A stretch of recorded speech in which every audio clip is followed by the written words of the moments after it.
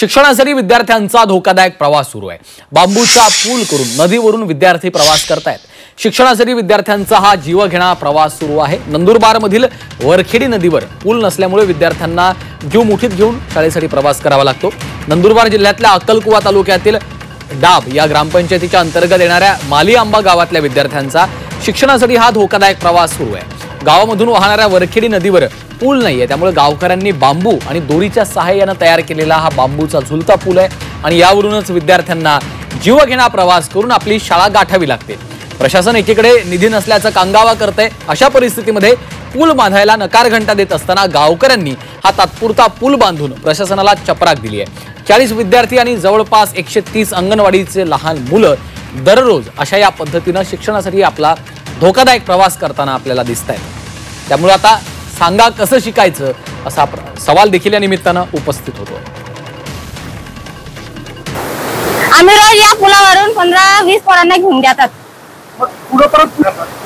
पुढे पाणी मधून निघता, आम्ही दोरे बांधून तिकडच्या साईडला पकडून ठेवतात आणि मग निघतात। वाहून जायची भीती वगैरे काय वाटत नाही का? वाटते सर, पण पोरांचे भविष्य पण बनवायचे असतं ना आम्हाला। नंदुरबार जिल्ह्यातल्या अक्कलकुवा तालुक्यामधील डाब या ग्रामपंचायतीच्या अंतर्गत येणाऱ्या माली आंबा या गावातल्या विद्यार्थ्यांचा शिक्षणासाठी अशा पद्धतीनं दररोज धोकादायक प्रवास सुरू आहे। लहान मुलं अशा पद्धतीनं हा बांबूचा पूल दररोज पार करतायत आणि आपल्या शाळेमध्ये जातायत। मात्र स्थानिक प्रशासन, सरकार याकडे कधी लक्ष देणार, इथं पक्का पूल कधी बांधणार असा देखील सवाल या निमित्तानं उपस्थित होतो। अगदी चिमुकली मुलं आपल्याला या दृश्यांच्या माध्यमातून पाहायला मिळत आहेत। जीव मुठीत धरून त्यांना प्रवास करावा लागतोय। बांबूचा पूल गावकऱ्यांनी, तिथल्या स्थानिकांनी तयार केला आणि ही मुलं या बांबूच्या पुलावरनं दररोज प्रवास करतायत, जीव मुठीत घेऊन आपली शाळा गाठतायत। मात्र तरी देखील प्रशासनाला अद्यापही जाग येत नाहीये। राज्य सरकार याकडे कधी लक्ष देणार आपल्याला असा सवाल आता विचारला जातोय। स्थानिकांच्या मदतीनं हा बांबूचा पूल या ठिकाणी तयार करण्यात आलेला आहे। मात्र अद्यापही प्रशासनाकडचं, सरकारचं याकडे लक्ष जात नाहीये। वरखेडी नदीवर हा पूल नाहीये, त्यामुळे गावकऱ्यांनी बांबू आणि दोरीच्या सहाय्यानं झुलता पूल तयार केलेला आहे आणि त्यावरून दररोज जीव मुठीत घेऊन ही चिमुकली मुलं शाळा गाठतायत। प्रशासन एकीकडे निधी नसल्याचा कांगावा करते, मात्र अशा परिस्थितीमध्ये पूल बांधण्याला नकार घंटा देत असतानाच गावकऱ्यांनी हा तात्पुरता पूल बांधलेला आहे आणि याच पुलावरनं आता दररोज गावातली ही चिमुकली मुलं आपली शाळा गाठताना आपल्याला दिसतायत। जीव मुठीत धरून त्यांना प्रवास करावा लागतोय। विद्यार्थ्यांचा हा जीवघेणा प्रवास सुरू आहे, तरी देखील अद्यापही प्रशासनाला, सरकारला जाग येत नाहीये।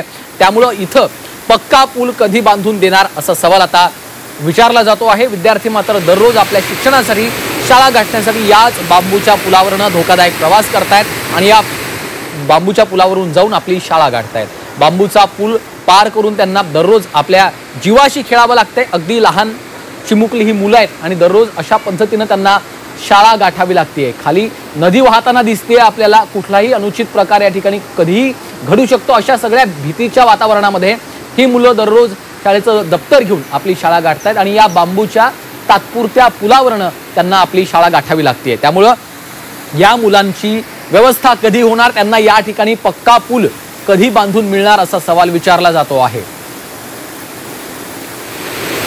त्यामुळं सांगा कसं शिकायचं असा सवाल या निमित्तानं उपस्थित केला जातोय। प्रशांत परदेशी आमचे प्रतिनिधी सध्या आपल्यासोबत फोनलाईनवरून जोडले गेलेले आहेत। प्रशांत, आपण पाहतोय साधारण कधीपासूनची ही परिस्थिती आहे, प्रशासनाचं नेमकं काय म्हणणं आहे? कारण अगदी जीवावर खेळून या मुलांना शाळेत जावं लागतंय। नेमका यामध्ये प्रकार असा आहे, प्रशासन या सर्वाबाबत अनभिज्ञ आहे असं नाहीये। दरवर्षी या शाळांची किंवा अशा वस्त्यांची यादी तयार केली जाते, आराखडा तयार केला जातो आहे, सर्वेक्षण केलं जात आहे, पाहणी केली जाते असं सांगितलं जातं।